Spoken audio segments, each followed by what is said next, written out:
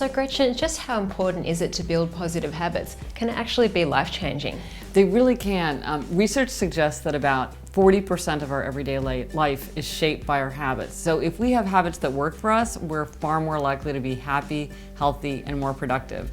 And if we change our habits for the better, we're going to really change our lives for the better. Do you need to be really disciplined with ironclad willpower to be any good at this? No.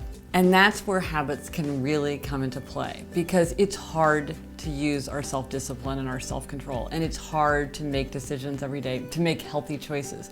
And habits are freeing and energizing because they get us out of the draining, demanding business of using self-control and making decisions. So if we put an action on habit, then it just happens on autopilot. We don't have to use any energy to do it. We just follow through automatically. You know, you're out the door and halfway to the gym before you even realize what you're doing.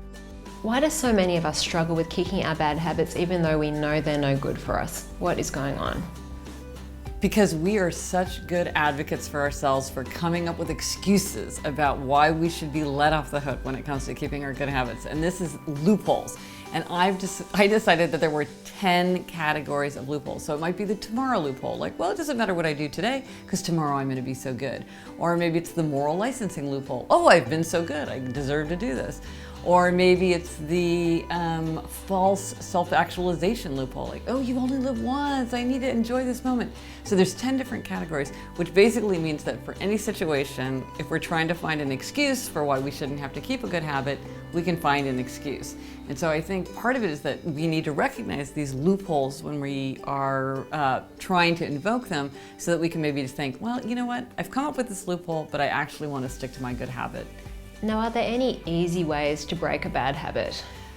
So one of the things to think about is convenience and inconvenience, because we're really much more likely to do something if it's convenient and very much less likely to do something if it's inconvenient. So if you're trying to break a bad habit, what you want to do is make it as difficult as possible to indulge in that habit.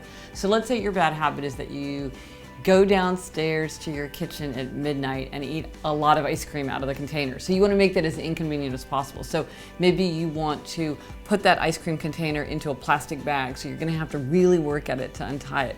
Or maybe if you have a basement or garage with a freezer, you're going to put it there so you can't even just go to the kitchen. You're going to have to go to a completely different part of your house.